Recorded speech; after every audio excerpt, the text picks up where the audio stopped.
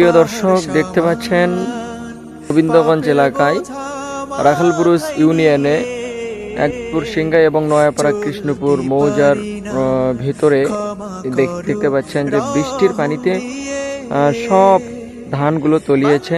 এই যেগুলো পানিতে সাদা দেখছেন, এগুলো সম্পূর্ণ জায়গাটায় ধান আছে, সব ধানগুলো তলিয়েছে একদম। এতটা বৃষ্টি এবং আরো যে উপর থেকে যে বৃষ্টির পানিগুলো নেমে আসছে, এগুলো নেমে আসলে দেখা যাবে যে এইগুলো যেগুলো দেখতে পাচ্ছেন এগুলোও তলিয়ে যাবে।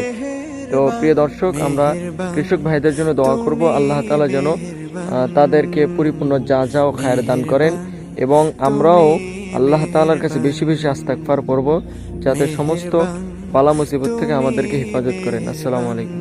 প্রিয় দর্শক, দেখতে পাচ্ছেন গোবিন্দগঞ্জ এলাকায় রাখালপুরুষ ইউনিয়নে একপুর সিংগাই এবং নয়াপাড়া কৃষ্ণপুর মৌজার ভিতরে দেখতে পাচ্ছেন যে বৃষ্টির পানিতে সব ধানগুলো তলিয়েছে।